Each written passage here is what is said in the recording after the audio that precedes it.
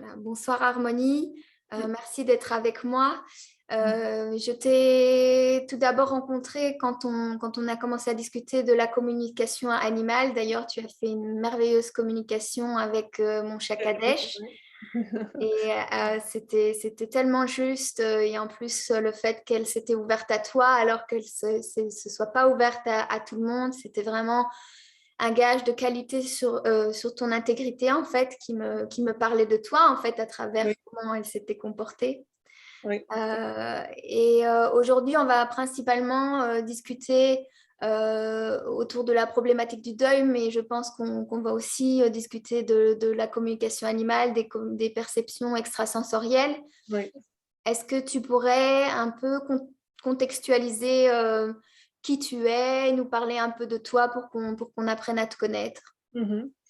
Ben, moi, je m'appelle Harmonie Godard et j'ai 41 ans. Et mon parcours, en fait, mon parcours, c'est quoi? C'est que en 2002, donc quand j'ai eu 22 ans, j'étais en couple avec ben, un homme qui s'appelait Daniel. Et bon, voilà, on est un couple parmi tant d'autres heureux. Et donc, on avait décidé aussi de former un avenir ensemble et on avait décidé d'avoir des enfants. Et donc, les projets étaient lancés et sur ce projet, bah, j'apprends assez vite que je suis enceinte, on est super contents et en fait, on se rend compte que c'est des jumeaux. Et donc double surprise, 2 petits garçons, magnifiques et tout ça. Donc, lui, il est militaire, de carrière et donc, il va travailler et moi, à ce moment-là, je travaille dans un magasin de vêtements et les journées se passent et voilà. Et un matin, on arrive dans mon magasin de vêtements et en fait, on me demande, un peu, sérieusement comme ça, de fermer le magasin. On m'annonce, que mon conjoint a eu un accident. Donc au départ, beh, je réalise pas tout de suite parce que je pense d'abord que, bah, pourquoi est-ce qu'on me demande de fermer le magasin? Je pense un peu à des voleurs, d'être un peu prise, pas en otage, mais je me dis: «Tiens, c'est bizarre». Puis on me dit: «J'ai un accident». Après je me dis: «Mais oui, est-ce qu'il va bien?» Mais en fait, tout ça pour m'annoncer finalement que mon conjoint est décédé. Et donc il est décédé d'un accident de moto sur le chemin du travail et bah, voilà, donc il s'est pris, en dépassant un tracteur au moment du mois d'octobre dans les campagnes et il s'est pris, voilà, une voiture, en frontale et il est décédé sur le coup. Donc moi, à 22 ans, enceinte de jumeaux, bah, je réalisais absolument pas ce qui se passait, c'est vraiment, l'étape de début, quoi, là, vraiment la sidération. C'est vraiment dans les étapes du deuil, je l'ai vraiment vécu. C'est, vraiment le cerveau débranche, vraiment, un câble, on va dire, pour pas que le corps pète un plomb, quoi. C'est vraiment ça. On n'arrive pas à réaliser et je me rappelle très bien, maintenant ça fait 19 ans, mais je me rappelle très bien de cet état-là. La nouvelle, quoi, on n'y croit pas, on se dit que c'est complètement fou, quoi. On s c'est pas réel, c'est fou comme l'esprit se met tellement en recul pour se protéger, on n'arrive pas à se rendre compte, en fait, hein. Il y a vraiment comme, enfin, je vois, comme des matelas pneumatiques de protection pour pas que le corps implose et explose, c'est complètement fou, quoi. Et bon, évidemment, le temps de réaliser après, bah, commence un long chemin par rapport, bah, justement à la perte, et à la solitude et en fait, à cette traversée, hein. C'est vraiment la traversée du désert et puis, vient s'ajouter à ça, bah, les traumatismes qu'on peut avoir, avec, évidemment la parole, des personnes, qui savent mieux ce qui est bon pour nous en disant des choses qu'ils ne savent pas, enfin qu'ils ignorent par exemple, «Ah mais qu'est-ce que tu vas faire avec tes 2 enfants? Tu vas quand même pas les garder, ça sert à rien de les garder, tu vas te tu ils vont être malheureux» ou enfin des choses comme ça ou Mm. enfin des choses aberrantes en fait, hein et ensuite, vient, 3 mois de tristesse intense et après 3 mois, bah, je commence, à avoir, des contractions, ne sachant pas ce que c'était une contraction puisque, ben, à ce moment-là, j'avais 22 ans et c'était la première fois que j'étais enceinte donc c'était compliqué pour moi d'un peu, déceler c'était quoi au niveau physique et là, en fait, bah, le travail commence mais seulement je ne suis enceinte que de 6 mois et demi. Et donc, je découvre de nouveau, complètement en état de sidération que je vais perdre mes 2 enfants. Donc en fait, c'est tout ce qui me restait de l'héritage du papa qui était parti. Donc, là, de nouveau, residération et j'étais dans un état d'épuisement mental et je me dis: «Mais c'est pas possible» et donc là, ça a commencé, à se créer autour de moi dans ma tête, bah, la prochaine c'est moi quoi, hein. Je veux dire Mmh. vraiment, bah, voilà, on perd quelqu'un, après 3 mois on perd, les enfants qu'on porte et ce qui reste de lui, bah, la prochaine, donc s'ajoute à ça, bah, évidemment, des terreurs nocturnes, s'ajoute à ça, bah, du stress, même j'ai vécu, de l'agoraphobie, j'ai vécu plein de choses, mais il y a un moment, je ne vivais plus, quoi. Je suis retournée chez mes parents parce que j'étais vraiment en dessous de tout, parce que revivre dans l'appartement où on était, revoir, tous les objets, revoir la chambre des enfants et toutes les choses, c'était très difficile pour moi de gérer ça. J'avais besoin d'être entourée, mais même mes parents me comprenaient pas au point de ma mère me voyait pleurer tout le temps, elle me disait: «Mais que ce que» elle était tellement démunie qu'elle savait pas quoi faire et donc enfin moi j'en étais là et j'étais terrorisée, la nuit, j'étais triste le jour, enfin c'était vraiment compliqué quoi. C'était vraiment très compliqué. Donc voilà, le deuil c'était vraiment, cette partie noire, jusqu'au moment où je me suis dit: «Bah, voilà, moi j'ai pas envie de mourir, j'ai peur de la mort, mais seulement moi je veux pas y aller». Et je me dis, voilà, par la porte ou par la fenêtre et moi j'ai envie de vivre en fait. J'ai pas envie de mourir et cette peur était tellement forte que ça m'a fait, trouver une force à l'intérieur de toute cette sombre, douleur, de me dire: «Maintenant il faut que je me relève, mais je sais pas comment». Mais c'était difficile à trouver le bout, quoi. Et là, je me suis dit: «Bon, OK, bon, il faut en plus, il faut que ça aille vite parce que c'est douloureux». Donc je voulais pas commencer à chipoter, enfin, dans des fauteuils de psychanalyse ou des choses comme ça.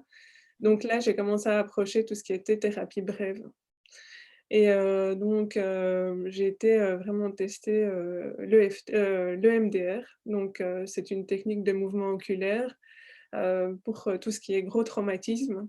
Heu, Par exemple, les deuils, les accidents, tout ce qui est, les violences, les deuils, pardon, les viols, les choses vraiment très traumatisantes, quoi et à l'aide, d'un mouvement, oculaire, en fait, ça balaye dans une zone du cerveau les souvenirs, douloureux et donc au départ, je me dis: «Ouais, ce serait vraiment trop chouette si ça fonctionnait», mais j'y croyais un peu à moitié, quoi.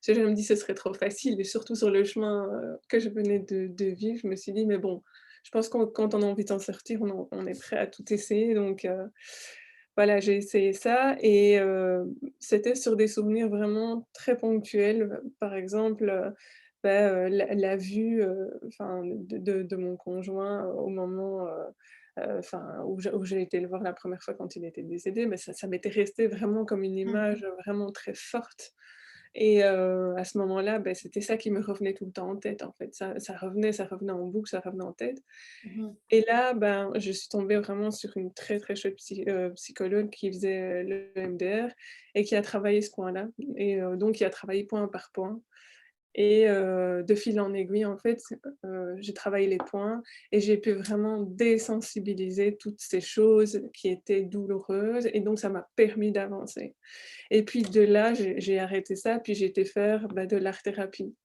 Et puis de l'art-thérapie, après j'ai été faire encore autre chose. Et puis de fil en aiguille comme ça, j'ai travaillé sur moi et puis je sentais en fait que toutes ces thérapies, tous ces petits bons, ça m'enlevait comme des nuages noirs comme ça de ma poitrine, ça m'enlevait et finalement la lumière commençait à grandir, à s'ouvrir et à jaillir.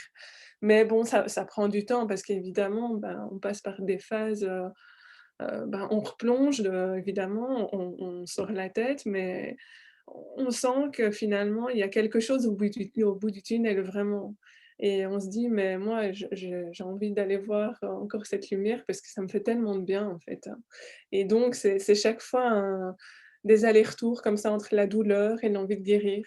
Chaque fois des allers-retours et finalement, bah, on acquiert, enfin, une certaine, enfin, dans mon cas, guérison, résilience et après c'est aussi, quand on arrive, je vais pas dire au bout, mais en trajet, enfin, j'ai eu l'envie de me former aussi à tout ça.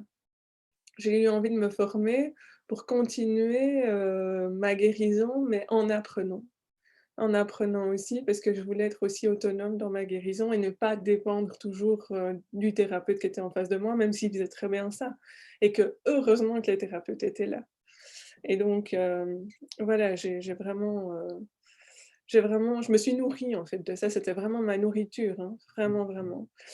Et donc ça a été vraiment un déclencheur, toutes ces thérapies brèves, c'était vraiment un bouquet aux différentes senteurs, comme si dans un bouquet, il y avait plusieurs fleurs et que ces fleurs étaient différentes thérapies et que c'était une composition florale qui peut vraiment, waouh! Quand on voit le schéma, on se dit: «Waouh, quoi!» C'est chouette, c'est vraiment nourrissant de se dire, il y a des parfums, il y a des couleurs, ça met une certaine, envie, une certaine gaieté. Moi, ça m'a tout à fait reboosté, quoi et donc voilà, le chemin était long, mais c'est vrai que là, on c'est prendre à droite, à gauche, ce qui convient, et se réparer, vraiment se réparer petit à petit, et continuer aussi quand on n'est plus chez le thérapeute, quoi. Continuer, avec, tout ce qui s'est dit, les paroles, essayer de commencer à à regarder plus la lumière que le côté sombre, à essayer de temps en temps, bah, tirer une carte d'oracle, faire une promenade méditative, et commencer comme ça sur un chemin de développement personnel, tout doucement et aussi pour, partir, de l'ombre pour aller sur ce chemin de lumière, quoi, vraiment. Donc c'est comme ça, moi, en tout cas, j'ai vécu le deuil. Et évidemment, sur ce deuil, il y a eu des personnes qui ont été très importantes, des amis, qui étaient là vraiment, très proches et qui ont eu, ça c'est super important, les mots justes. Il y en a pas eu beaucoup. Il y en a eu, vraiment 2.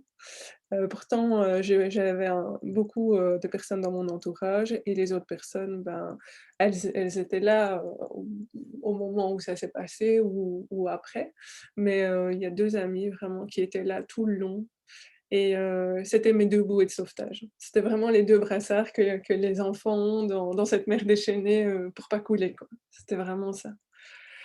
Et après oui, voilà, les rencontres, les thérapeutes, et puis tous les gens qu'on rencontre aussi dans les formations, puis on rencontre aussi d'autres personnes qui ont vécu des deuils, donc évidemment, ça résonne chez l'autre, on se retrouve, et on s'apporte des choses, on se comprend et donc ça, c'est riche, hein, les rencontres, les échanges.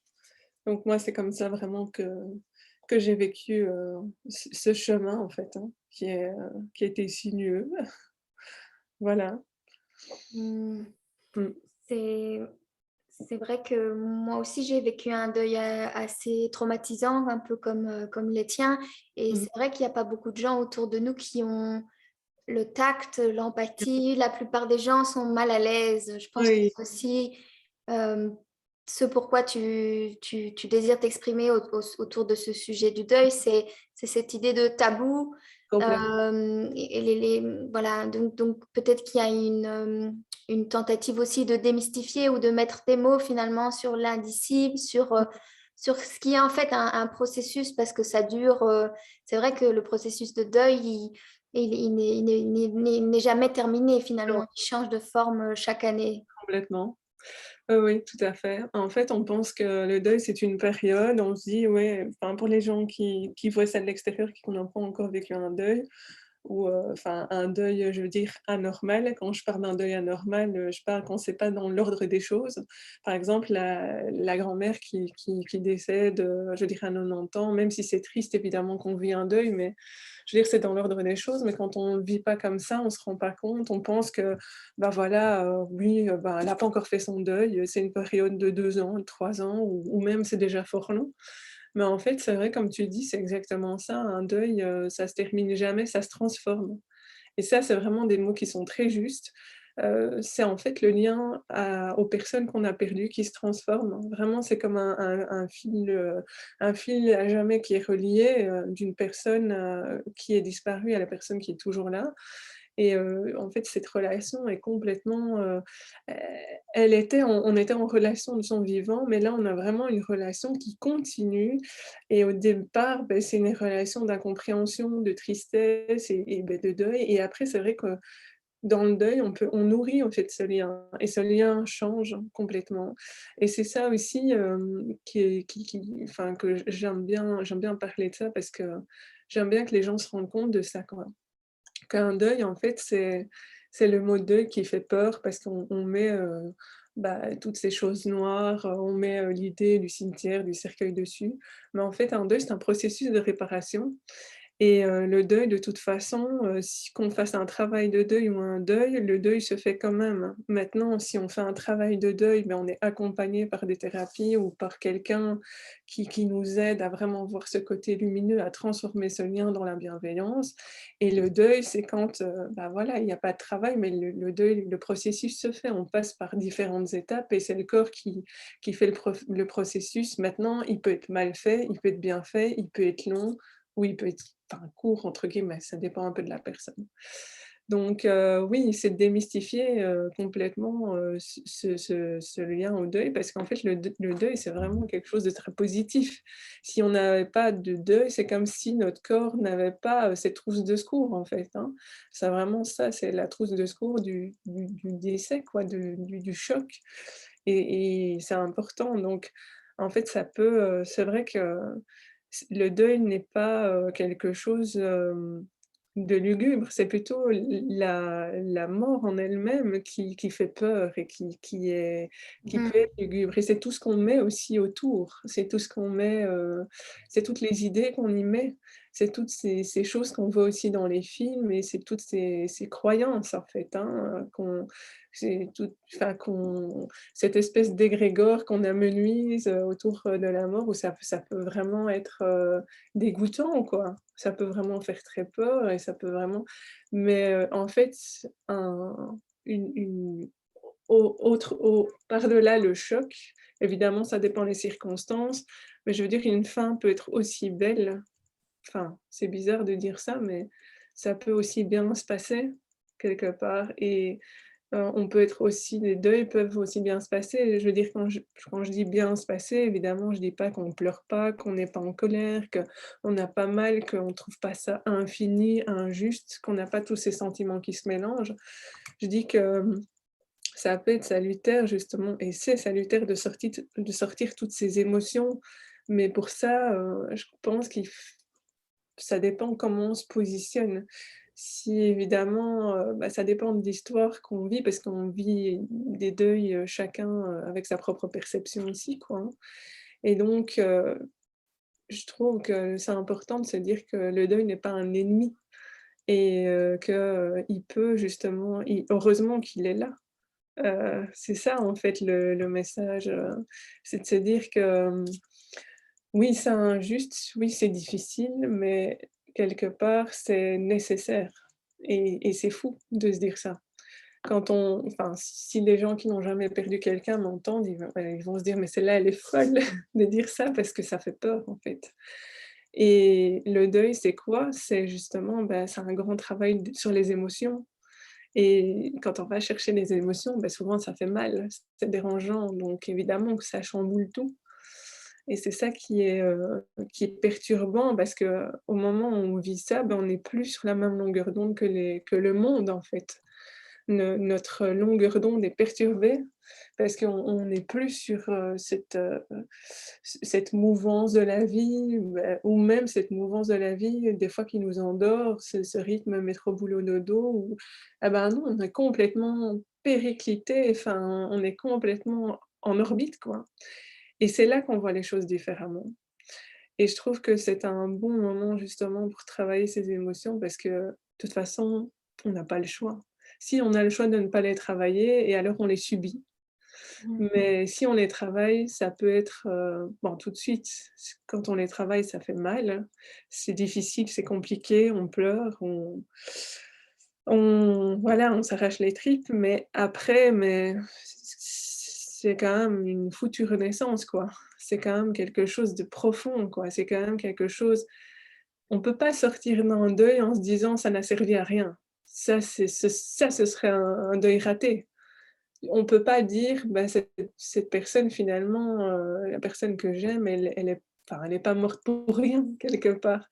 Il faut quand même donner un sens. On a envie de donner du sens à ça et c'est la façon dont on fait le deuil qui donne du sens, la façon dont on le vit et justement, je trouve que pour, honorer la personne qui est partie, on on se doit de faire ce deuil et on a le droit de passer par toutes les émotions et peut-être même et sûrement de se donner l'autorisation peut-être d'être en colère contre elle, de la détester, parce qu'on passe par ce genre d'émotions inévitablement, par la colère, par, la culpabilité, par des émotions qui sont très dérangeantes parce que c'est pas gai, c'est inconfortable en fait.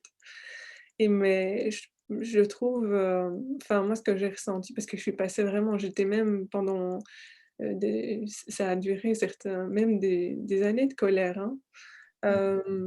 Ça n'a pas duré comme ça quelques mois et ça fait des vagues en fait. C'est pas une ligne courbe qui monte et qui descend, non. C'est une ligne courbe qui monte et qui descend et qui fait des spirales aussi.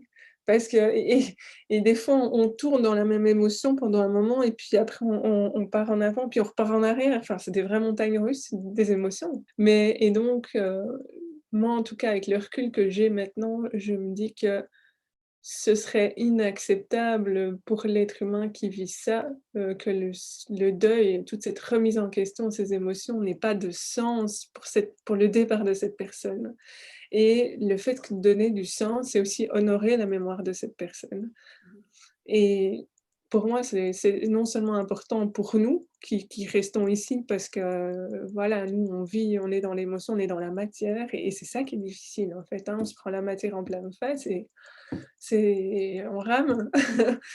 Mais je trouve ça vraiment super important. C'est pour ça que le fait de démystifier, vraiment bien séparer le deuil, le travail de deuil, le travail des émotions et tout ce poids, cette noirceur qu'on peut mettre autour d'un enterrement lugubre. Parce qu'il y a des enterrements, bizarrement, qui sont très lumineux, en fait, hein, Mmh. où, les partages sont enfin, moi j'ai vécu le dernier enterrement que j'ai vécu, bah bizarrement, ça s'est fait un peu dans la joie, pas dans la joie d'avoir perdu cette personne, mais dans la joie de se remémorer de se remémorer les bons souvenirs et on était en joie d'être triste ou triste d'être en joie. Je ne sais pas comment dire, mais c'était pas quelque chose de sombre et donc ça dépend ce qu'on en fait et ça dépend le regard qu'on a dessus et des croyances, des valeurs évidemment. Mais, je trouve ça important de séparer vraiment deuil et mort, parce que c'est vraiment 2 choses c'est fou parce que évidemment que ça se suit, c'est on parle d'un sujet, mais c'est vraiment 2 choses bien distinctes, quoi. Comme si on disait, je sais pas, jour et nuit, quoi. C'est fou alors que le jour ne peut être sans la nuit et la nuit ne peut être sans le jour. C'est un peu ça. C'est vraiment, important de séparer ça et ça aide. Ça aide parce qu'on a les idées souvent brouillées, évidemment qu'on a la tête dans l'eau quand on vit un deuil parce qu'on ne sait pas ce qui nous arrive. On ne sait pas qu'il y a des étapes, où on en a déjà entendu parler, on ne sait pas par à quelle sauce on va être mangé en fait et on ne sait pas ce qu'on doit faire et quand on pense qu'on va mieux, après on va mal et on ne sait pas combien de temps ça va durer. Ben non, ça on ne sait pas mais voilà, il y a tout ça et quand on pense qu'on a avancé, on se dit: «Mais non, on a reculé de 10 pas alors qu'on en avait fait 2 qui étaient très difficiles» et finalement, c'est tout le temps comme ça. Donc on a l'impression qu'on va jamais s'en sortir, mais c'est pas vrai et sur le moment, on se dit: «Mais en fait, ce qu'on vit ici» j'étais encore en train d'écrire quelque chose là sur, la page Instagram, justement pour, éveiller les consciences à ça, c'est de se dire: «Ben, il y a une lumière au bout du tunnel, même quand on vit le deuil au moment présent, c'est vrai qu'on a l'impression que le sol se dérobe sous nos pieds et qu'ici c'est l'enfer en fait. Qu'il y a pas un enfer ailleurs et qu'il y a pas un paradis ailleurs, mais qu'ici c'est l'enfer. Parce que ce qu'on vit, c'est ça en fait, c'est l'enfer et que les autres ne se rendent pas compte parce qu'ils ont pas vécu ça Et donc on se dit: «Mais en fait, on nous a menti, si c'est l'enfer, c'est ça l'enfer. C'est pas l'enfer des flammes avec, le truc, c'est ce que je vis, c'est l'enfer». Et on se dit: «Jamais j'y arriverai». Et et en fait, c'est fou parce que l'être humain a tellement de ressources et de résilience s'il le veut, s'il a envie d'avancer, d'être accompagné. Évidemment, ça se fait pas comme ça du jour au lendemain, mais ça vaut la peine, hein, de se donner les moyens. Et tant qu'à être dans un processus de deuil qui est quand même, douloureux et qui est quand même, où les émotions sont quand même là, bah, autant en faire quelque chose. Autant les travailler, autant les prendre et se dire, bah, si d'en faire quelque chose. Au moins pour la personne qui n'est plus là ou même si, par exemple, pour la personne qui n'est plus là, enfin, pour la personne qui reste, ça n'a pas d'importance à ce moment-là, mais le faire au moins pour soi, pour avancer, pour s'en sortir. Oui, c'est important. C'est vraiment de démystifier, de faire vraiment la scinder les 2 choses.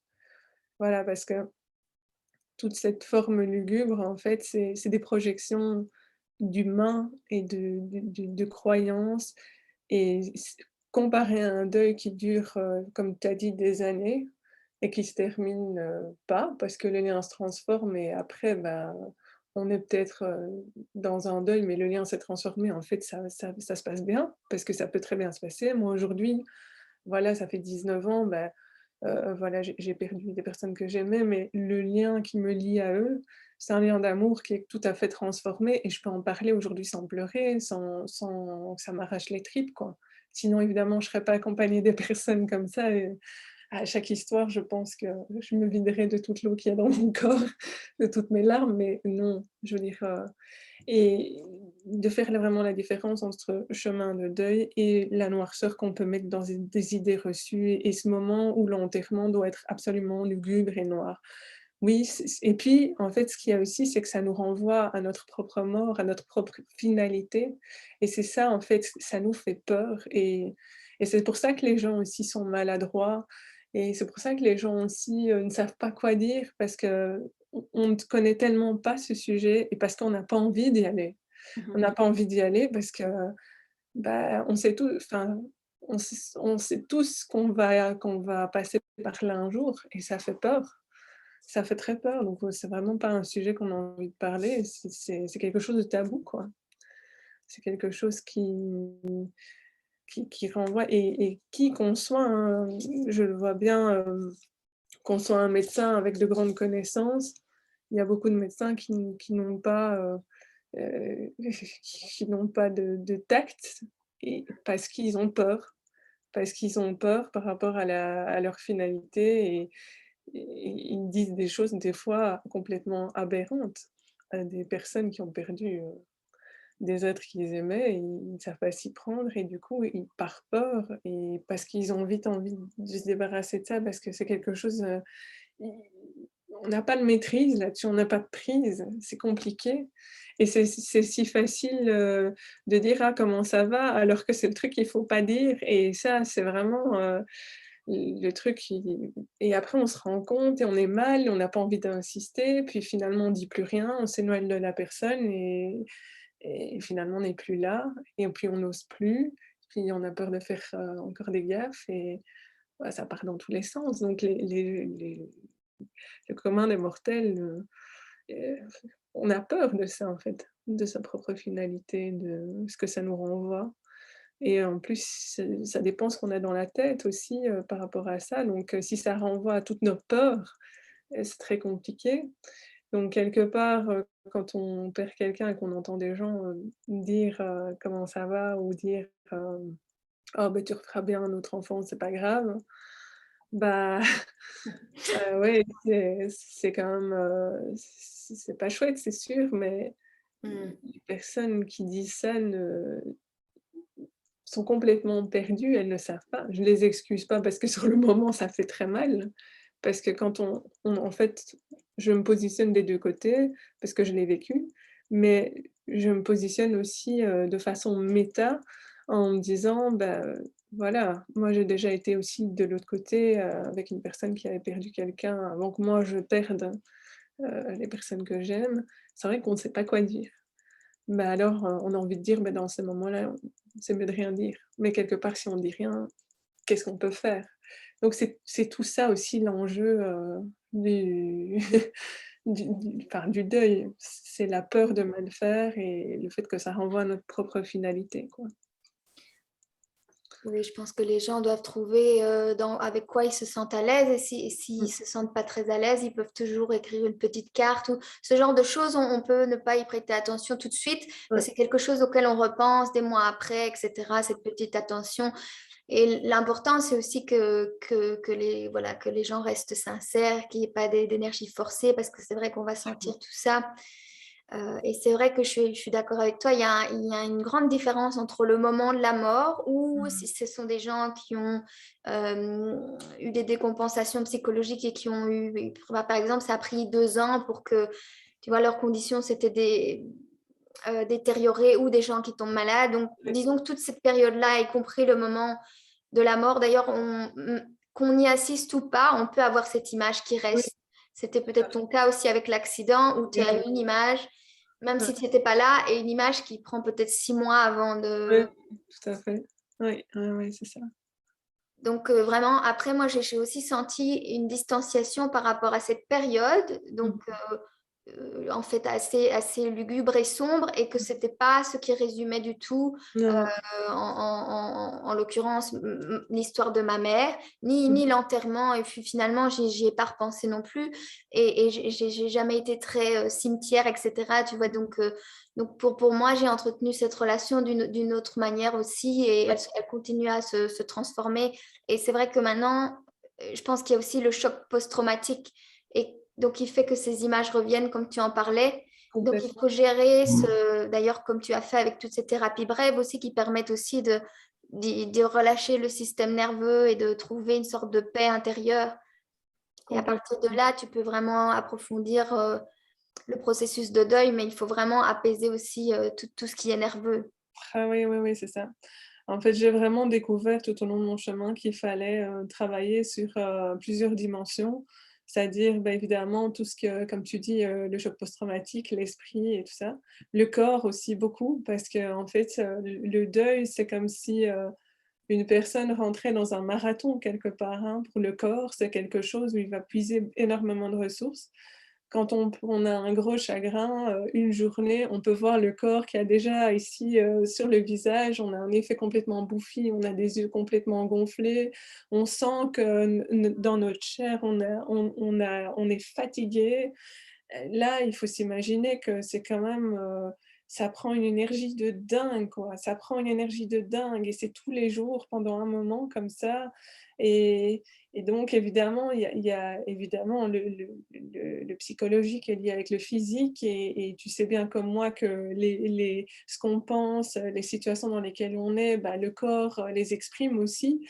Donc bah, souvent, il faut faire attention aussi quand on est endeuillé, à tout souci de cœur, tu vois? Le cœur, parce que c'est là que ça se passe aussi, des perturbations à ce niveau-ci, à sa santé.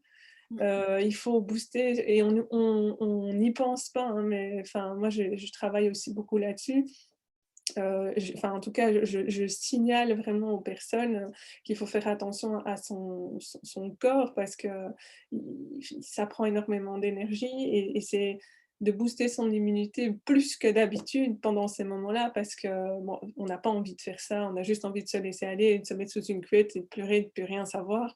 Mais il faut malgré tout se forcer et en plus, c'est vrai que on peut remarquer justement dans les premières périodes que l'appétit n'y est plus, hein. On n'a plus envie de manger, on délaisse complètement, on boit juste, ce qu'il faut, on n'a plus l'envie en fait, hein.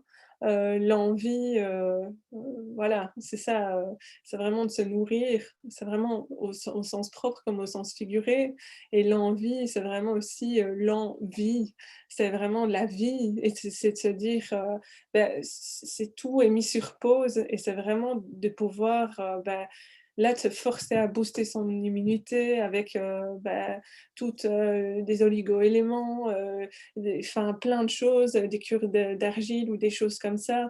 Faire vraiment, même ne manger que des fruits, des choses essentielles et pas négliger cet aspect-là parce que le corps peut complètement décompenser Si par exemple les émotions ne sont pas exprimées, le corps peut prendre le relais et peut complètement, décompenser et c'est là que peut sortir aussi, des maladies pour lesquelles on est prédisposé, beaucoup plus tôt ou beaucoup plus vite et alors là, bah, c'est pas le moment parce que si ça nous tombe encore dessus, ça va pas aider, quoi.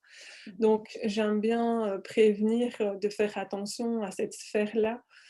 C'est important parce que, ben, il y a rien à faire. Notre corps, on l'incarne, c'est un véhicule, mais le véhicule, il doit être en bonne santé pour pouvoir accomplir ce deuil, malgré tout, même si on vit au ralenti, même si, les pensées sont brouillées, même si on se nourrit moins, ben c'est d'essayer de le faire, intelligemment et pour ça, beh, je pense qu'il faut être guidé parce qu'on n'y pense pas. Forcément, on coupe toutes les sources de bien-être parce qu'à ce moment-là, on ne peut pas s'octroyer du bien-être alors que les personnes qu'on aime sont sous terre. C'est pas possible dans l'esprit d'un humain, c'est une source de culpabilité.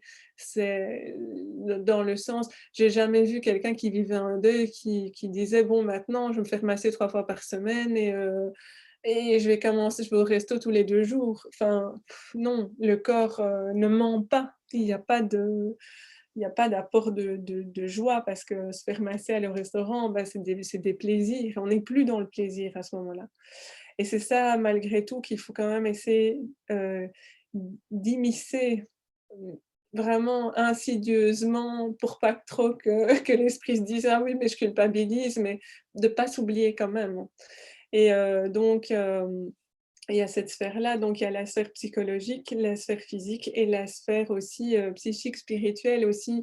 Essayer quand même de garder un certain lien, un certain équilibre. Bon, évidemment, maintenant, ça dépend des valeurs et des croyances de chacun, mais bon, peu importe les religions dans lesquelles on croit, c'est vrai qu'il y a des personnes qui seront beaucoup plus, liées à cette sphère, spirituelle. Maintenant, souvent, quand on croit en un Dieu, heu, on en veut à ce Dieu de nous avoir repris l'être aimé, donc voilà, il faut aussi il peut y avoir aussi un travail par rapport à ça, par rapport à cette, colère. En fait, de nouveau, on part dans le travail des émotions, de sortir ça et donc c'est vraiment de travailler sur ces 3 sphères-là et de pas négliger et aussi, bah, de rediriger par vers un médecin traitant aussi pour faire un diagnostic, un bilan et ne pas non plus qu'aller chez un thérapeute si jamais il y a un manquement. Enfin, je veux dire ça n'enlève pas le côté physique, des choses, enfin, je veux dire le côté de la matière, je veux dire.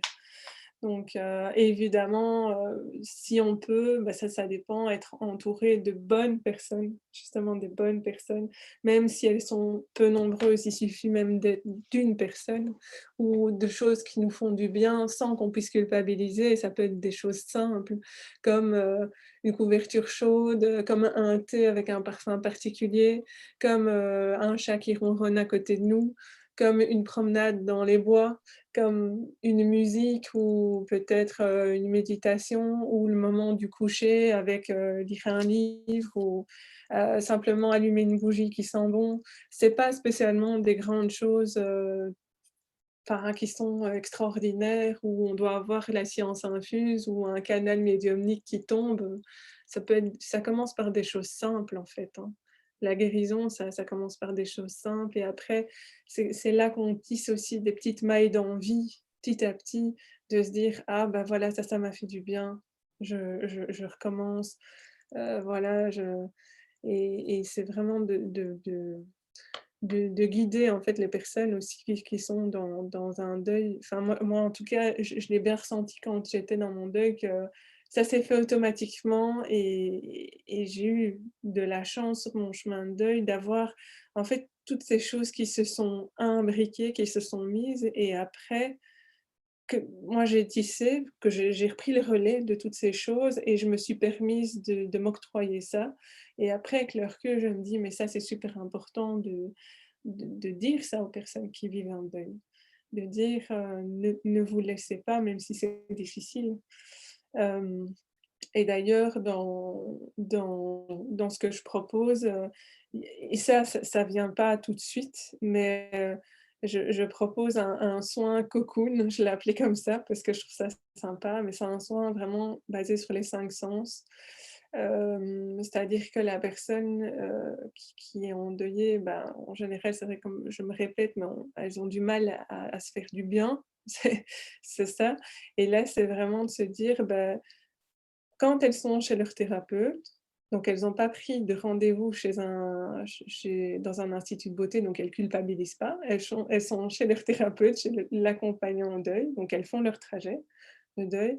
Et là, moi, je propose un soin. C'est pas un massage comme un institut, rien du tout, mais la personne reste habillée. Et donc le fait aussi de pas se dévêtir. Donc on n'est pas dans cette démarche de dire: «Ah, je vais me faire spécialement du bien». Quelque part, c'est un peu insidieux.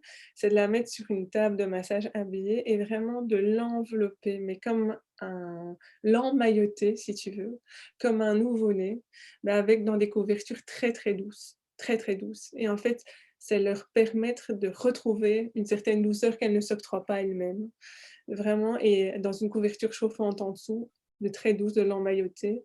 Et alors de travailler avec une musique douce, donc on travaille le kinesthésique avec la douceur, on travaille l'auditif avec des musiques douces, avec l'olfactif des huiles essentielles, par exemple comme l'huile essentielle de lavande qui est très réconfortante et qui fait penser, enfin, il y a plusieurs huiles essentielles aussi sur lesquelles on peut travailler.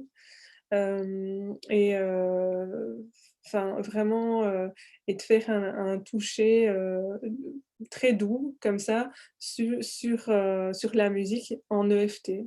Donc l'EFT, tu vois, c'est les mais évidemment ici, on fera des choses beaucoup plus douces en fait, vraiment beaucoup plus. Et donc vraiment de pouvoir retrouver cette douceur sans que la personne culpabilise, de se dire: «Bon, ben, voilà, je m'octroie un massage» et puis il faut, enfin, je veux dire, il faut se mettre en condition pour y aller. Là, ça fait partie du soin. Donc elle a été chez son thérapeute et c'est une des options dans le travail. Mais bon, ça ne se met pas, on ne prévoit pas ça. Ça se met comme ça, en fait. Parce que si on prévoit, la personne a le temps de culpabiliser et donc ça, c'est pas bon. Il faut que ce soit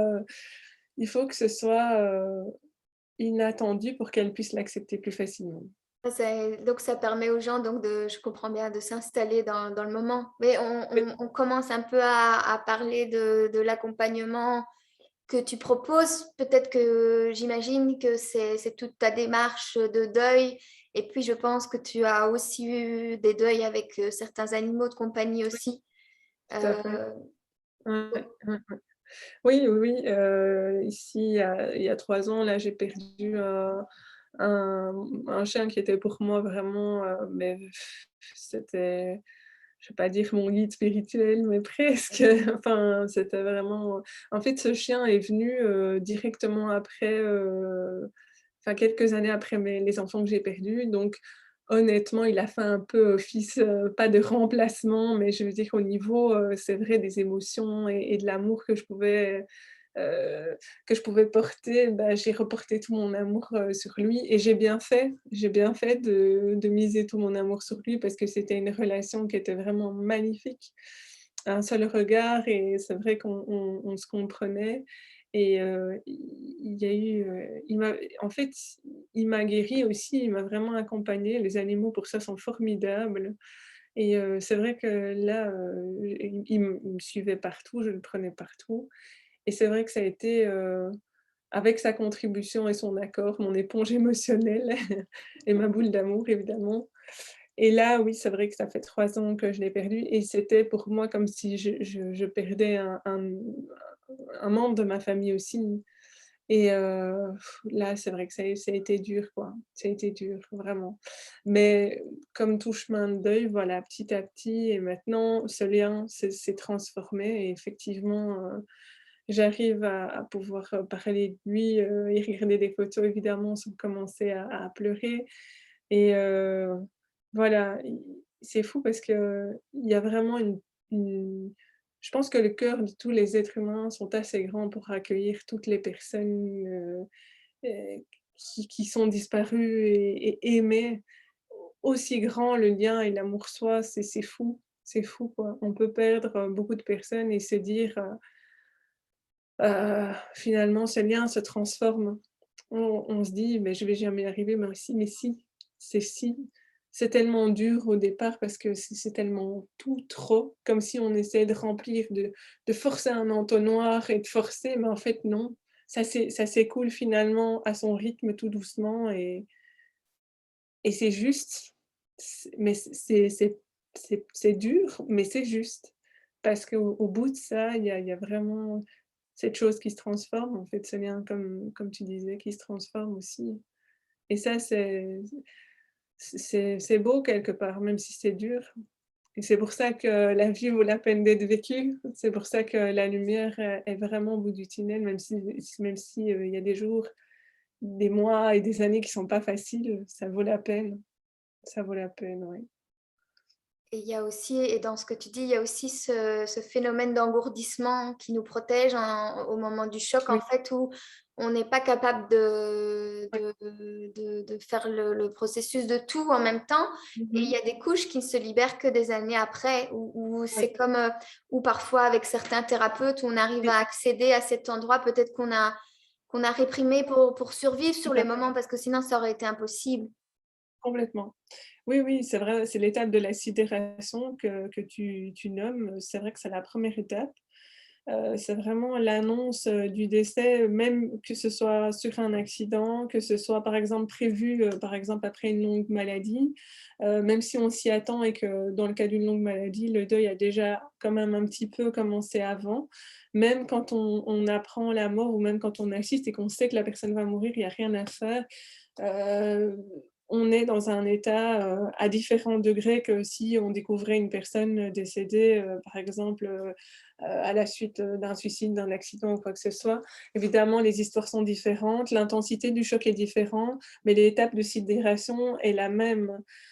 C'est vrai que le corps, c'est vraiment une protection. Le corps débranche vraiment des parties, du cerveau pour, anesthésier, engourdir comme tu dis, le temps nécessaire et le temps nécessaire, des fois, c'est vrai que dans le processus de deuil, c'est bien que les qu'on se sente prêt à réveiller les parties qui sont pas, qui ne sont pas encore réveillées, comme tu dis, par l'étape en passant par des thérapeutes, quoi. Vraiment. Et des fois, c'est vrai que ces parties sont engourdies au point que ça nous pose problème et donc effectivement, le fait d'aller chez un thérapeute, les réveiller, travailler dessus, les réparer et puis après on remet cette pièce de puzzle en place et ça se et on peut avancer sans avoir un truc qui accroche, quoi.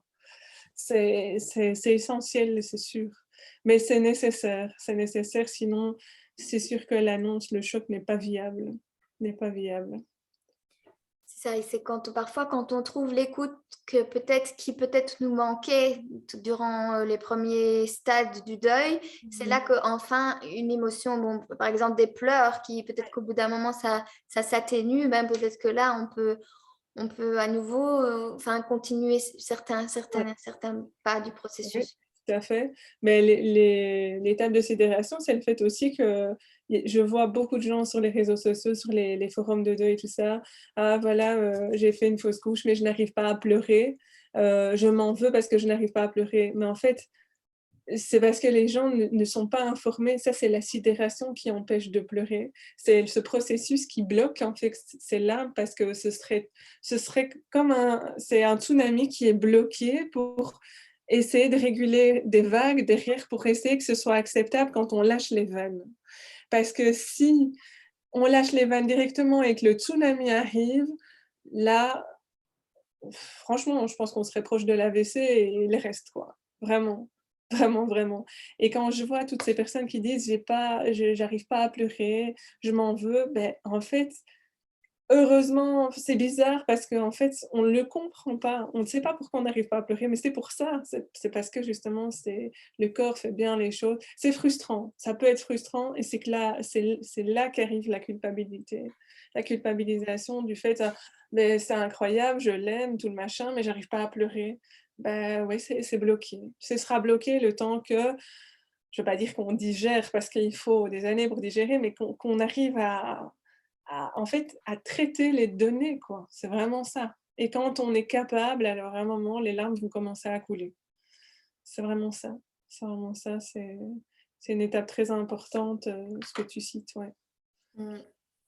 Et est-ce que finalement, dans ce que tu vois comme discours autour du deuil, peut-être les lectures que tu as faites, ce que tu as consulté comme documentation, est-ce que tu trouves que c'est complet dans la présentation de ce qu'est vraiment le processus de deuil? Et sinon, qu'est-ce que tu y rajouterais? Alors, il y a des lectures qui sont, plus complètes que d'autres et donc c'est vrai qu'il y en a que j'ai abandonné parce que ça je trouvais ça, trop léger. Et il y en a auxquels je me suis, accrochée parce que je trouvais ça assez intéressant, que ça vient appuyer ce qu'on sait déjà et ça vient mettre des mots sur ce qu'on sait et qu'on n'avait pas verbalisé et ça appuie des idées qu'on a et ça peut faire vraiment le cloud complet du truc et on se dit: «Mais oui, c'est ça» et ça peut même encore faire des déclics par la suite et ça peut vraiment, oui, ça donne des idées très claires, en fait, hein. Ça met vraiment, bien l'image, l'émotion dans un cadre très précis, c'est très complet. Dans ton travail, et par exemple, si tu écrivais un livre ou voilà, il y a ce côté expérientiel et très fort, clair ressenti, qui, Mmh moi, est quelque chose qui m'apporte beaucoup, beaucoup de réconfort, si tu veux. mh. Oui. Où finalement, c'est un langage que je comprends et dans lequel je me retrouve. Et je pense que quand on est dans des états de deuil, il y a une solitude, ou quand on arrive à se sentir proche des autres, et Mmh. c'est ce qu'on fait quand on interagit avec d'autres qui ont vécu le deuil. Il y a cette, Tu sais, c'est cette dimension m'a manqué dans les thérapeutes que j'ai été voir, même s'ils étaient, magnifiquement performants et qui m'ont aidée, je les en remercie encore. Toutes ces thérapies brèves m'ont aidée, mais j'aurais bien voulu, tu vois, être comprise comme enfin, on ne demande pas aux thérapeutes de vivre la même chose que ce qu'on vit pour être comprise, mais quelque part, j'aurais voulu être comprise au point qu'ils vivent la même chose que moi. Bon, c'est complètement fou, hein, mais donc c'est ça aussi ma motivation aujourd'hui, c'est de me dire: j'ai l'expérience, je sais ce que les personnes qui viennent chez moi vivent et chaque fois qu'elles me parlent, je ressens, je traverse leur émotion, pas la mienne, hein, la leur, hein, vraiment. C'est comme si comme s'il y avait un nuage d'émotions et que moi j'arrivais à traverser ce nuage d'émotions, si tu veux, que je ressentais et toute la compréhension des émotions, particule par particule, sans moi me mettre, tu vois, en «danger» entre guillemets d'émotions, je peux traverser vraiment ce nuage d'émotions en comprenant et ça m'a manqué si tu veux et c'est ça qu'aujourd'hui dans mon travail je rajoute. Parce que tout le monde peut se former à l'EMDR, l'EFT, voilà, plein de choses, le chamanisme, tout ça, avec sa sensibilité, avec sa personnalité. C'est ça qui fait chaque thérapeute. Mais le fait, c'est vrai, d'avoir vécu ces expériences-là, bah, je pense que c'est ça qui fait ma force et c'est ça que j'aurais voulu, en fait et c'est ça que je veux, enfin, donner, en fait, aux personnes qui viennent me voir. L'opportunité d'être compris vraiment à 100% et pas juste d'être un thérapeute avec mes techniques et tout ça et c'est ce qui, en fait, j'ajuste tous les outils que j'ai par rapport à ce que j'ai vécu. Donc c'est encore plus fort, je trouve, pour moi et c'est ce qui m'a manqué, oui et non, parce que quelque part, j'ai été très bien accompagnée, mais c'est ce que je veux, voilà, aujourd'hui. C'est ce que je rajouterais. Tu vois, dans un livre, si pour répondre à ta question, je pense que je rajouterais cette dimension, expérience avec outils et du coup, ça te fait vraiment un outil personnel, quoi. Tu vois, ça te fait quelque chose d'unique parce que tu vois, si toi, tu faisais la même chose que moi, bah, tu le ferais différent parce que tu as ton ressenti et ton expérience. Tu vois, tu as ta propre, traversée de deuil, ta propre perception, ta propre sensibilité et ce serait encore différent, tu vois? Donc c'est ça que j'aurais envie de rajouter, vraiment. mhm, oui, tout à fait.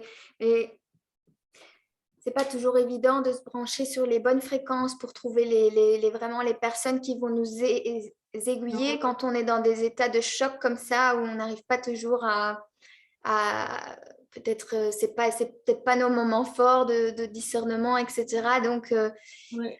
mais pourtant, c'est possible parce que je suis Oui, sûre que des gens trouvent le chemin jusqu'à toi et donc peuvent oui. bénéficier de ça.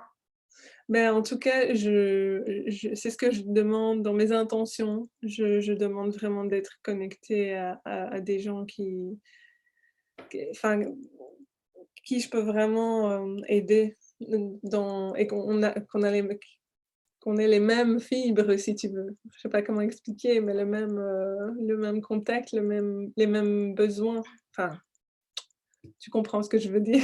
Le Mm. même, qu'on soit attiré vraiment par, ce qu'eux ont besoin et ce que moi je peux leur apporter. Ouais, c'est vraiment ça. C'est ça que finalement te soient amenés les gens qui vont le plus bénéficier de ton travail. C'est un peu ça que tu Ouais. demandes. Et par-delà, tu sais, chaque personne aussi m'apporte quelque chose. Même si quelque part, moi, mon chemin de deuil est fait, bah, il y a rien à faire. Je retire quand même toujours un enseignement d'une histoire, si tu veux, d'une personne où ça me met en lumière une certaine partie, qui de l'histoire qui est belle ou qui est, enfin voilà, ça fait écho, mais dans le bon sens du terme, hein. C'est quelque chose, qui me fait rester lumineuse, tu vois? Je dirais que ça me rend chaque fois plus forte parce que je me dis, tu vois, on dit toujours, qu'il ne faut pas oublier son histoire, tu vois? Pour ne pas non plus, tu vois? Le fait d'oublier quelque part, c'est, c'est comme si on continuait pas à honorer, enfin ça c'est une croyance, mais c'est aussi de se dire: «Ah ouais, j'ai quand même voilà d'où je viens quoi. Voilà ce que j'ai traversé, voilà tout le chemin que j'ai fait» et c'est de se rendre, consciente que, bah, c'était possible et c'est de se dire par exemple quand tu es pas en forme un jour en te disant ou que tu es moins en confiance en toi, te dire: «Mais waouh quoi, allez tu viens de loin, ça tu l'as fait, ça tu l'as fait». C'est quand même porteur. C'est fou de prendre, tu vois, c'est comme des points d'appui comme ça qu'on prend sur les personnes qui viennent. Donc ça vient me nourrir, en fait. C'est pas quelque chose, qui vient réactiver des souvenirs. C'est pas dans ce sens-là, si tu veux. Ça me montre que par où je suis passée et comment je me suis ça me rappelle, comment j'ai été forte et comment j'ai fait pour aborder ça et que c'est possible et que ça peut encore l'être, tu vois? Mhm. Que j'ai cette ressource en moi, en fait, tu Mhm. vois? Oui, finalement, parce que aussi quand on est dans ce processus de deuil, on se rend aussi compte qu'il faut qu'on arrête certains comportements destructifs si on en a, et qu'il est temps de prendre soin de soi, sinon on sent qu'on coule et qu'on ne va pas s'en sortir. Tout à fait. Ouais, ouais, ouais, c'est important, c'est ça, c'est de se dire et puis oui, c'est ça, ça donne aussi ça redonne, un certain goût à la vie, en fait, hein, parce que tout le monde, et encore il y a pas longtemps, là, vendredi, j'étais à cette réunion de femmes et quand je présentais mon projet, on me disait, «Ah, tu es courageuse de le faire, hein, c'est quand même pas rien» et tout ça, mais moi je le vois pas comme ça. Je trouve pas ça macabre, je trouve pas ça difficile, je trouve pas ça, noir, je trouve pas ça scabreux, il me faut pas du courage pour le faire, tu vois? Enfin, c'est ça en fait, ça me fait vibrer de le faire, tu vois? C'est pas une charge et Mm. je trouve ça chouette. En fait, c'est bizarre, hein, parce qu'on parle quand même d'un sujet, un peu «grave» entre guillemets, mais et puis ça m'aide aussi à, tu vois, à relativiser beaucoup. Et puis quand tu vis un choc comme ça, en général, tu relativises beaucoup sur certaines choses de la vie, hein. Donc moi, ça me permet quelque part d'être plus heureuse, en fait, tu vois? De prendre plus de distance. C'est ça qui est fou. Donc c'est vraiment en plus, c'est pas lugubre parce que moi, mon truc, c'est finalement de prendre la main des gens et de les sortir, enfin, c'est eux qui font le boulot, c'est pas moi, hein, mais de les sortir de l'ombre et de les amener vers la lumière. Donc finalement, moi je fais pas le sale travail quoi. Je sais bien. Donc c'est lumineux, moi je trouve plutôt. C'est sûr que tu n'as pas à revivre, et puis tu es toi-même Oui, l'incarnation que c'est possible et c'est oui, possible d'en sortir oui, lumineux et même en mettant des mots ben, en tout cas, c'est mon cas. Moi, je suis beaucoup plus heureuse au fur et à mesure où je travaille. J'ai de plus en plus accès à de la joie, etc. Mhm. Au fur et à mesure du travail. Et dès le début, l'annonce de la mort de ma mère, j'ai eu tout de suite cette décision de vivre. Ah oui, bah oui, tu vois, c'est fou, hein. Moi aussi, enfin, c'est vraiment ça, c'est je ne veux pas mourir, je veux vivre, c'est cette envie, c'est moi j'ai cette image où, enfin, avec cette annonce, tu coules dans le noir, dans un truc noir et à un moment, hop, tu as une poussée de talon qui te dit: «Mais non, moi je remonte vers la lumière», tu vois? J'en oui, c'est en fait, l'amalgame de toute la noirceur qu'on peut mettre dans les croyances qui font que le deuil est tabou, en fait, tu vois? On c'est parce qu'on d'un point de vue méta, on n'a pas envie d'explorer ça pour comprendre parce que, voilà, donc on ne comprend pas toute la lumière qu'il peut y avoir dedans et le fait que ce soit possible. Et c'est vrai que ça, c'est quelque part le fait qu'il y ait des personnes, parce que je suis pas la seule, hein, qui qui qui a décidé d'accompagner, les gens qui ont vécu un deuil et que la personne qui accompagne ait vécu un deuil, ça arrive souvent. Ben, mais je trouve que c'est un beau message, quelque part. C'est un beau message pour les personnes qui viennent, c'est de se dire: «Non seulement je me sors moi d'un deuil, non seulement j'ai fait mon chemin de deuil, aujourd'hui je peux en parler, mais en plus je peux accompagner des gens». Donc c'est quand même pas rien, quoi. Et pour les gens qui viennent et pour moi. Donc je trouve que c'est porteur pour eux, quoi. C'est voilà, on peut pas mentir sur ça, tu vois? On peut pas.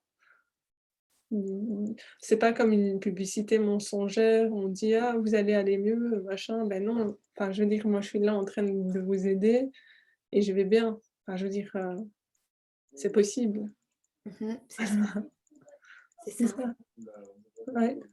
Et finalement, quelle place s'est disparue pour le moment dans ta vie? Comment est-ce que tu te connectes à eux? Est-ce que tu penses à eux tous les jours ou comment ça se passe pour toi au niveau de ton processus? Alors, moi, ils ont une place, c'est très clair. Si tu veux, pour moi, le fil, entre la vie et la mort est très mince. Si tu veux, c'est comme enfin, moi, ma croyance je pense que les croyances des gens et leur concept de la mort, en fait, a beaucoup d'intérêt dans la question que tu portes. Mais pour ma part, moi, je pense qu'effectivement, ben, il n'y a qu'un voile entre les 2 et qu'ils continuent à vivre d'une certaine manière de l'autre côté, de façon, lumineuse, hein, je veux dire, de façon, l'âme, l'esprit et c'est clair que pour moi, c'est comme, j'entretiens un lien, de complicité, en fait, c'est marrant, comme si, je pouvais toujours, compter sur lui, si tu veux. Compter sur lui, ça n'a pas toujours été le cas, hein, parce que j'étais en colère, je suis passée un moment, je voulais plus lui parler. J'ai, je décidais même, de rompre énergétiquement, enfin, je passais vraiment par toutes les couleurs. Mais maintenant, la nature du lien qui me lie, finalement, c'est comme si, hem, on est resté, j'essaye de définir, exactement. Comme si on était restés, heu, des personnes inoubliables l'une pour l'autre, de vieux potes et en même temps de vieux amants comme ça, tu vois? Mais il y a surtout une complicité. Je sais pas comment t'expliquer vraiment, avec les mots, humains, mais c'est quelque chose, je sais que quand j'ai des demandes ou des intentions, je sais que qu'il m'entend, tu vois? Je sais pas l'expliquer. Je sais que, ben, voilà, je lui demande pas toujours non plus, à lui. Hem et où je sais, par exemple, je peux ressentir moi sa présence. Je sens que, voilà, j'ai tendance à me dire que, voilà, mes croyances font que pour moi, il y a certains moments, il peut être près de moi et les enfants, j'y pense plutôt, j'ai pas de demande par rapport à eux. J'ai plus un souvenir, plus comme c'est marrant, je les vois plutôt comme 2 étoiles dans le ciel, tu vois? Je les vois plutôt comme quelque chose toujours présent, qui brille, comme tu vois ce lien comme quand tu regardes des étoiles ou la lune, qu'elle a pas l'air si éloignée que ça, mais en même temps, en fait, qu'elle est très, très éloignée. Mais finalement que le fait qu'elle brille et toute cette influence soit quand même fort proche, tu vois? C'est un peu comme ça que je les perçois. C'est marrant parce qu'entre, les enfants et le conjoint, je les vois pas de la même façon. Mais, il y a vraiment entre les enfants et moi, il y a toujours eu ce lien d'amour, ça n'a jamais changé. Par contre, entre le conjoint et moi, ça ça a fait des nœuds, ça a fait des spirales, ça a été à un moment même séparé, j'avais l'impression c'était tumultueux parce que je suis passée vraiment par toutes les couleurs, quoi. Mais aujourd'hui, il y a cette complicité qui s'est installée et c'est un peu comme un vieux pote qu'on appelle à la rescousse quand, on a un coup de blues ou quand ça va pas. Moi, je le perçois aujourd'hui comme ça et j'ai l'impression qu'il y a aussi beaucoup d'humour entre nous. Voilà, mais pour vous voyez, c'est marrant, hein. Mais tu vois, j'ai le sourire aux lèvres parce que il y a ce lien, c'est Mhm. ouais, voilà, c'est toujours dans la joie, et dans c'est pas, c'est marrant parce que l'amour que je lui porte, c'est pas l'amour qu'on a comme celui que je porte à mon mari, tu vois? C'est un amour qui a été transformé et qui est sincère et en même temps qui est, oui, comme si on avait enfin, oui, on a vécu, longtemps ensemble et c'est marrant parce que cette période de deuil, c'est comme si on avait vécu encore ensemble des choses, tu vois? Et comme si bah, oui, cette relation, en fait. Mais voilà, sur le côté comme ça, des fois proche, des fois éloigné, des fois très éloigné, des fois très, très proche. Et maintenant, c'est marrant parce que cette distance est ajustée de façon très juste et très équilibrée et comme moi j'aime. Ça veut dire avec beaucoup d'humilité, avec beaucoup «d'amour» entre guillemets, je veux dire, voilà, c'est un amour transformé et avec beaucoup d'humour aussi et je trouve ça très beau. Voilà, j'aime beaucoup, cette complicité, invisible. Voilà. Et l'humour, finalement, qui est aussi grande partie de ton expression, hein. On peut le retrouver enfin, dans la manière de ce que tu partages, etc. Il y a vraiment une force de vie à ce Mmh. niveau-là, avec un humour vraiment très marqué, que j'apprécie beaucoup. Oui, ouais, oui, enfin, je trouve que enfin, sans humour, la vie serait triste aussi, donc c'est vrai que ça fait partie de moi. Maintenant, je suis pas non plus une grande humoriste, mais c'est vrai que c'est un trait que j'aime beaucoup. C'est important. Mhm. Ça crée le lien et c'est important. Ouais. Et par rapport au chien qui est disparu, est-ce que tu pourrais aussi définir ce lien? Alors, le chien qui est disparu, je le mettrais, plutôt sur, comme un esprit qui veille, si tu veux, plus comme un gardien, tu vois? Là, je le vois plus enfin, pour t'imager vraiment, hein, plus comme si, tu vois, c'est marrant, hein, mais je le vois vraiment entre les étoiles et la personne, tu vois, qui est à côté. Je le mettrais plutôt au niveau du nuage qui veille, mais qui fait sa vie aussi, tu vois? Qui veille et qui fait ses trucs énergétiques, fait ses trucs et de temps en temps qui vient voir, tu vois? Et puis après, de temps en temps, un peu comme un sage qui te lâche un proverbe, un proverbe, un peu, pour te mettre la petite claque ou le petit coup de boost et après ça fait son office et puis hop. C'est un peu comme ça que je le vois quoi, un peu, ouais, mais je pense aussi toujours là comme ça. C'est marrant parce que je vois vraiment, maintenant que tu me poses la question, hein, toutes ces scènes comme un décor comme ça. Tu vois? Avec un arrière-plan, avec des étoiles, avec des nuages, c'est vraiment un décor de film comme ça, je sais pas comment exprimer, enfin si, je peux l'exprimer comme ça. Ouais. Je pense que t'as mis en mots beaucoup des ressentis, etc. C'est très cotonneux et en même temps, on retrouve cette notion un peu en dehors de tout espace et tout temps, en tout cas Oui, comme on l'a défini ici en termes 3D. oui, complètement.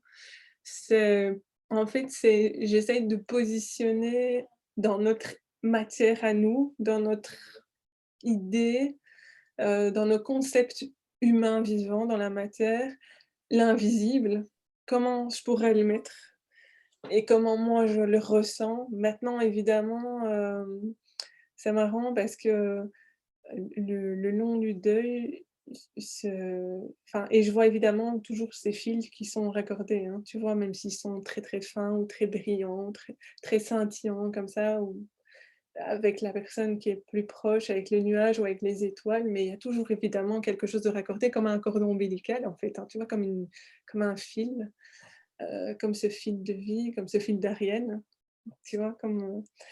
Ouais, je le mettrais comme ça et je c'est ça en fait aussi ce fil, c'est le long du deuil. La personne qui est plus à côté de moi maintenant, a été des fois, des centaines de kilomètres très, très loin ou très, très en dessous, ou c'est il y avait beaucoup de nœuds, tu vois? Ou c'est et le évidemment le fil symbolise évidemment la relation.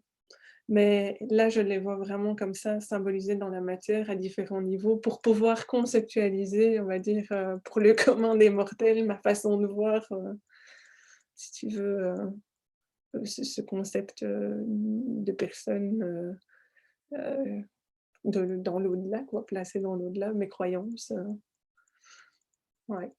Mhm.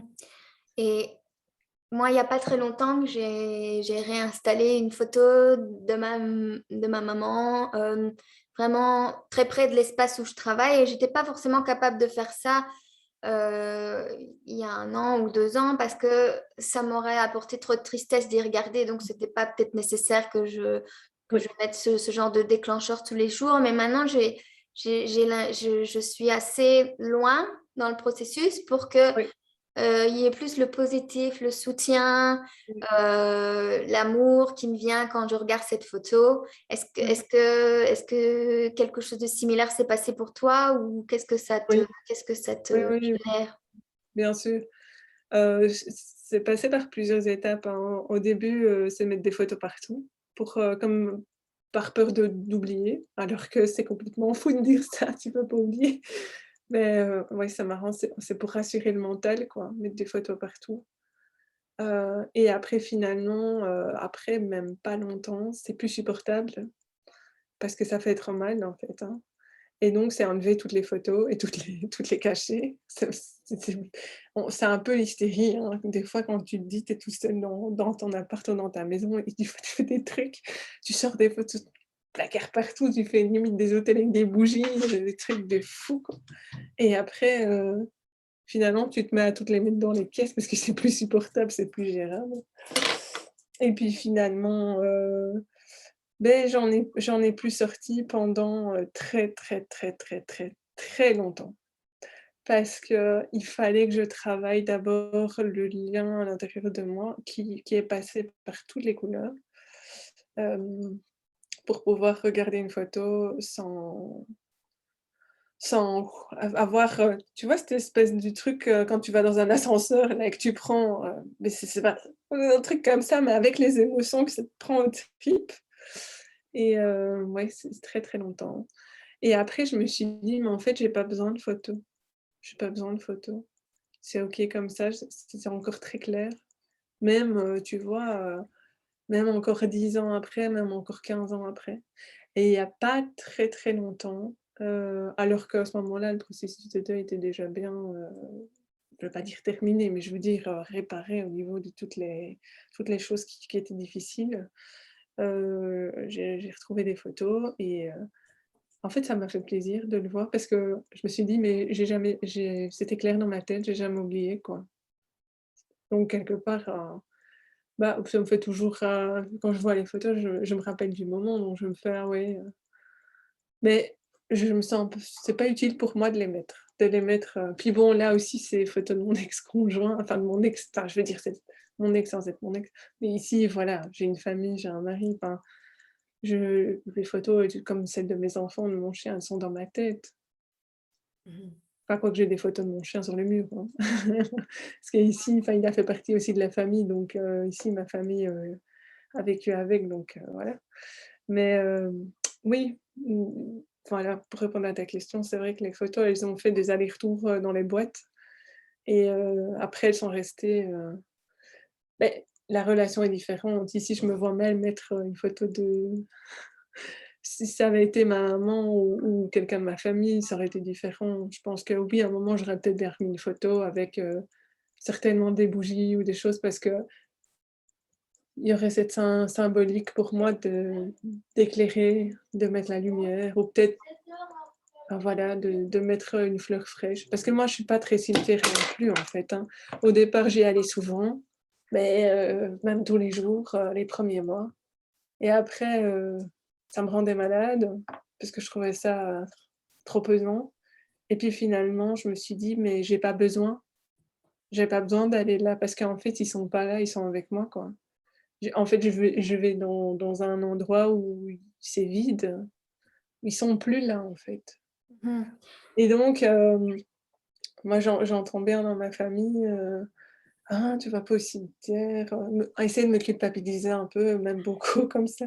Surtout ma tante qui est pour moi comme ma maman, qui me dit souvent, «Ah, bah, elle a perdu un petit garçon, il y a maintenant il aurait quoi, 45 ou 50 ans. Elle va toujours au cimetière», mais bon voilà, elle s'est dit c'est encore autre chose parce qu'elle a pas travaillé son deuil et elle est toujours aussi avec de gros Mmh. voilà, de grosses choses à travailler qui elle est pas demandeuse de travailler ça, hein, mais elle voilà. C'est encore différent et elle dit: «Oui, mais moi, quand je serai plus là, j'espère que tu viendras sur ma tombe» et moi, ça m'embarrasse parce que comment lui expliquer que je vienne ou que je vienne pas sur sa tombe, je l'oublierai jamais. Enfin, je veux dire, je montre enfin, je serai tellement présente près d'elle que c'est même pas la peine d'aller là. C'est marrant, voilà, au départ, je comprends, voilà, le corps est là, on a envie c'est un point d'attache, c'est important de ritualiser, de faire, mais après, pour certaines personnes, bah, il y a plus besoin.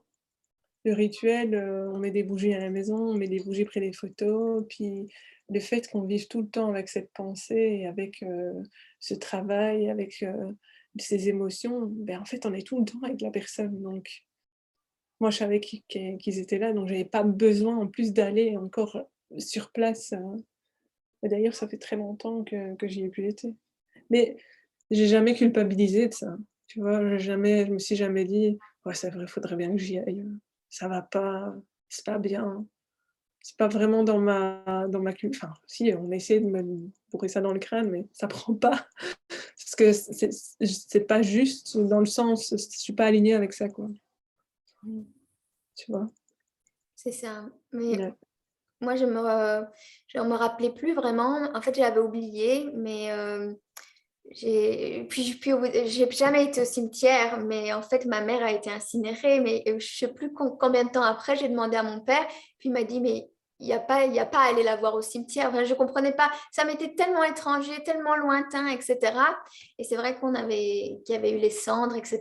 D'ailleurs, j'avais eu cette, enfin, Parce que elles avaient été répandues dans le jardin, etc. Et que mais en effet, moi non plus, je me suis jamais sentie obligée d'être, voilà. Je me rappelle à l'époque que j'avais fait appel à Alveus, qui était une compagnie un peu moins, plus alternative je sais pas si on peut les appeler pompes funèbres, parce que j'avais vu ça dans un magazine. Et leur approche était plus humaine. Maintenant, est-ce qu'il y avait la profondeur nécessaire? Peut-être pas, parce qu'on mmh, la trouve pas. C'est vraiment rare de trouver cette profondeur. Aujourd'hui, quel est un peu le cadre dans lequel tu accompagnes les personnes qui viennent te voir, et est-ce que tu accompagnes aussi des gens qui ont perdu un animal, par exemple? Est-ce que mmh, ça a sa place dans ton travail? oui. Alors, des gens qui ont perdu un animal, évidemment, je les accompagne puisque, ben, tu sais comme moi, mon autre partie, c'est la communication animale et je fais des communications avec des animaux qui sont décédés. Donc, je suis en contact avec des gardiens d'animaux qui, évidemment, qui vivent un deuil, il n'y a rien à faire. Et c'est vrai que le deuil de l'animal est souvent, c'est la risée un peu, hein, tu as perdu ton chien, pourquoi tu pleures?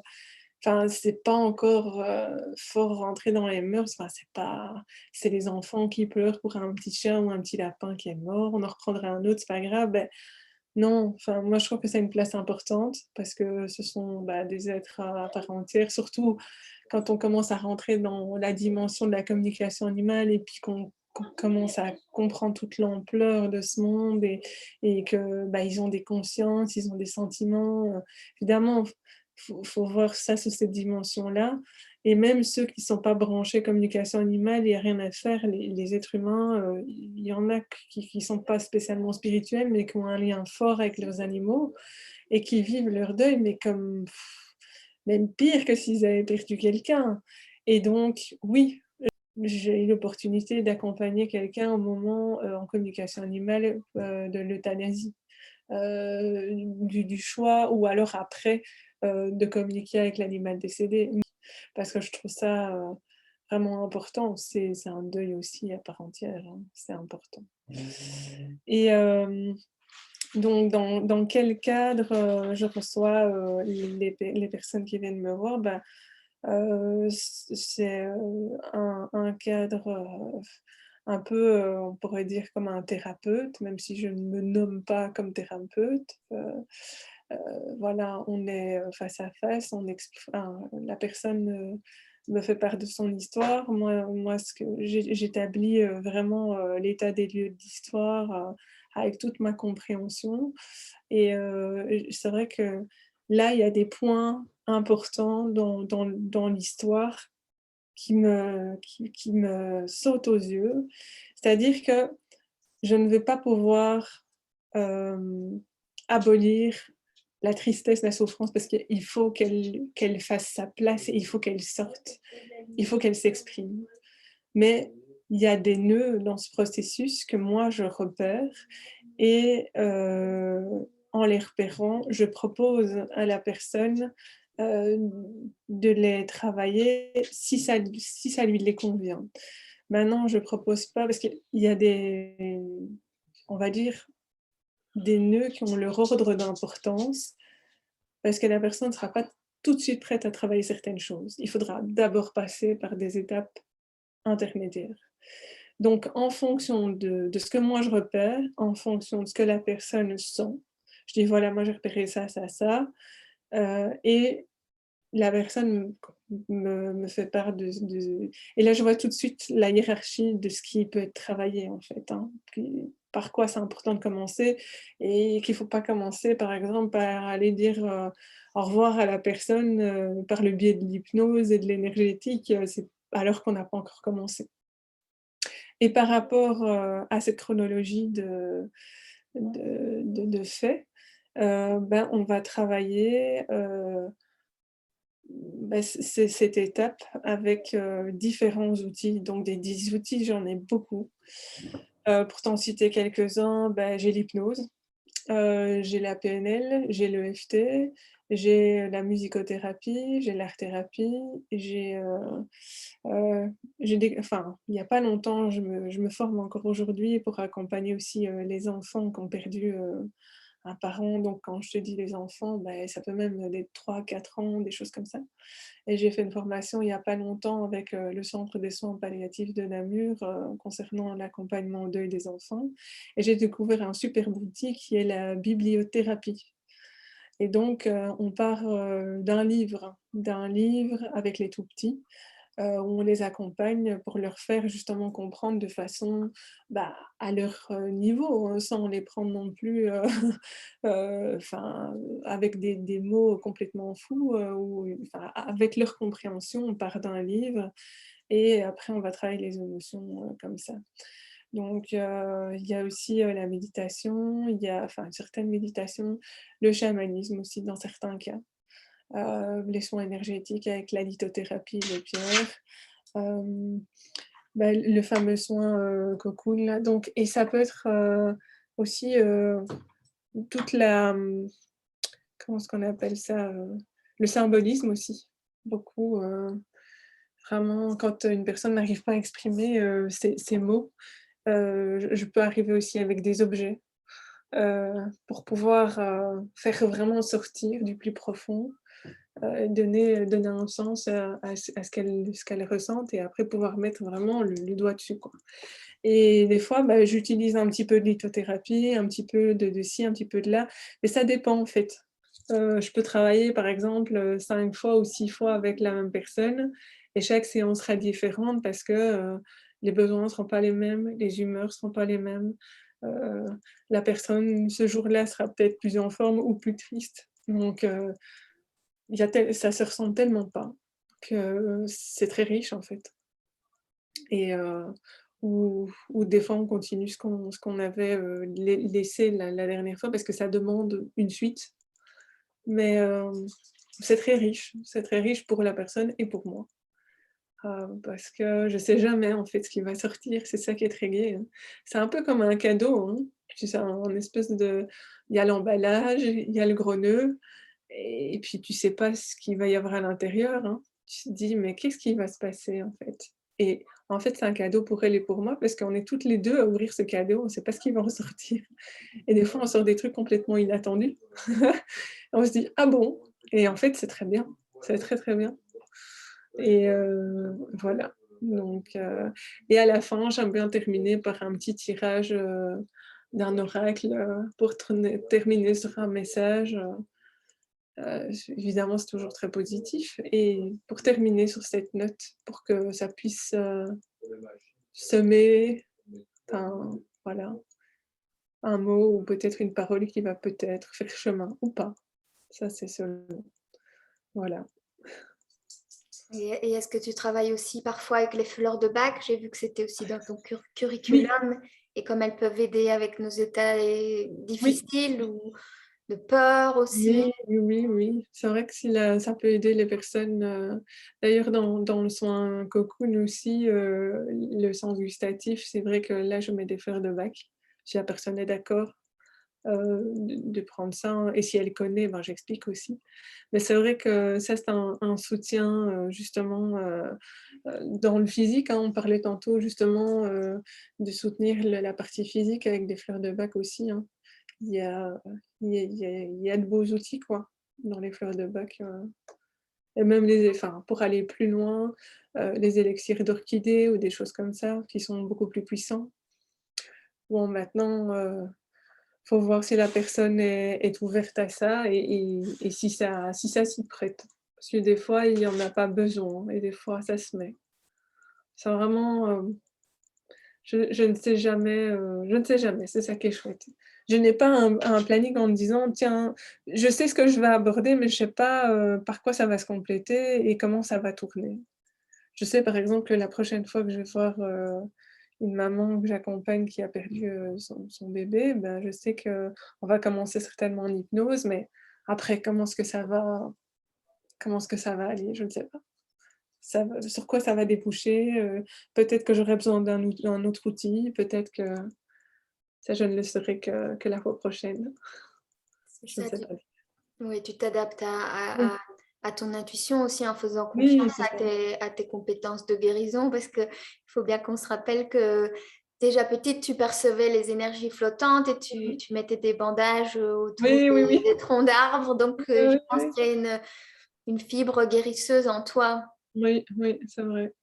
Oui, c'est vrai, je suis pas c'est vrai que je suis pas, quelqu'un qui met toujours ça en avant, mais et j'ai tendance des fois, c'est vrai, à l'oublier moi-même. Mais voilà, c'est vrai que quand, par exemple, tu vois, et c'est là maintenant que tu me dis ça, c'est vrai que quand, je fais un soin, par exemple, sur les chakras ou un soin énergétique, de Reiki aussi, c'est vrai que mes mains se mettent directement là où elles sentent qu'elles doivent aller, mais je pense qu'on a tous ces capacités, comme pour beaucoup de choses et qu'on a le choix de les développer ou pas, quoi. Et c'est vrai qu'il y a des sens qui se développent plus que les autres et c'est vrai que ça fait partie du chemin, ouais. C'est bien que tu me le rappelles parce que c'est vrai qu'avec tous ces outils, hem, Ouais. Mais pour moi, tu es aussi un être qui a de la clairsentience ou sans Oui. doute de la clairconnaissance. Peut-être que tu as même de la clairvoyance, peut-être de la clairaudience. Je ne sais pas exactement comment ça se manifeste pour toi, Oui. mais je le ressens dans la manière dont on Oui. communique, où il y a vraiment une sensibilité, quelque chose, où il y a beaucoup qui est dit aussi sans trop de mots parfois aussi. Oui, oui, oui. Ben oui, quand la personne est devant moi, j'arrive à clairement ressentir ses émotions, son état, et c'est vrai que je suis quelqu'un qui peut décrire ses états de façon très imagée. La dernière fois, je disais à une personne comme quoi je sentais qu'il y avait une marmite à la place de son plexus solaire et que ses émotions étaient la carotte et l'autre la colère et le navet, ça pouvait être la peur et que tout ça faisait un bouillon et qu'à un moment, ce couvercle commençait à monter. Elle me dit: «Mais oui, c'est complètement ça», donc enfin, je pense que quand, on est enfin, quand je suis face à quelqu'un, c'est vrai que j'arrive à ressentir vraiment ce qui est et donc du coup, c'est comme ça aussi que j'arrive à adapter les outils, si tu veux, par, ces clairs ressentis, en me disant: «C'est ça qui irait le mieux, à ce moment-là», quoi. Même si, il y a un autre outil que, par exemple, mon mental a envie d'utiliser ou que je me dis: «Ah oui, j'aimerais bien l'essayer» et celui-là, non, c'est vraiment ça vient et je me dis: «Non, c'est ça qui est juste maintenant pour elle», quoi et c'est comme ça que se dirigent mes choix. Ouais. Mhm.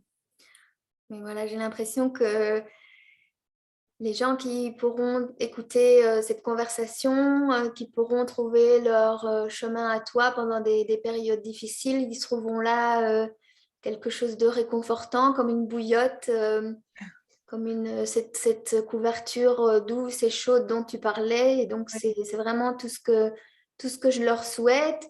Est-ce que tu peux nous dire où est-ce qu'on peut te trouver? Comment est-ce qu'on peut te joindre? Est-ce que tu peux parler de ton site internet, de ta page Facebook? Ouais. Alors, on peut me trouver sur, Gembloux, donc dans la région de Gembloux, pas loin de Namur, enfin, c'est très central comme région, hein.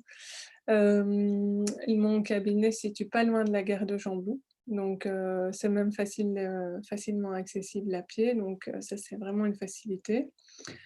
Ensuite, j'ai, un site, qui s'appelle Deuil en harmonie, en un mot.com. Donc, Harmonie comme mon prénom, IE avec un H aussi, sur le début. Hem et alors, sur, mon site, à la fin dans les contacts, il y a une page, Facebook, il y a une page Instagram. Bah, elles sont liées, c'est les mêmes. C'est aussi, c'est Deuil en harmonie, point 13, donc il y a chaque fois des points entre Deuil en harmonie, point 13. Là, je partage effectivement aussi bah, des réflexions, des citations, voilà et la page Facebook, c'est du même nom et mes coordonnées sont sur, les contacts du site internet, ainsi que de la page et de la page Facebook et Instagram. Et pour mentionner brièvement aussi, tu as le versant communication animale, tu as Oui, aussi un site web, oui, je pense qu'il s'appelle harmonie. comanimalharmonie.com. Ouais, exactement. Voilà, je mettrai les liens aussi parce que c'est pas toujours évident d'orthographier tout ça. Oui, oui, bien sûr.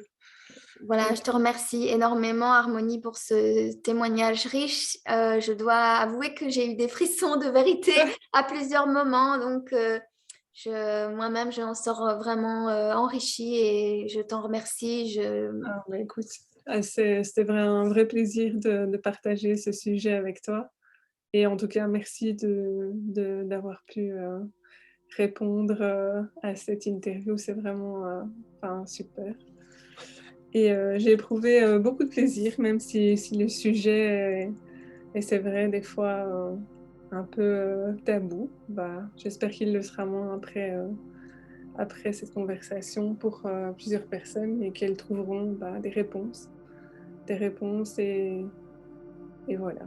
Ben, je te remercie vraiment.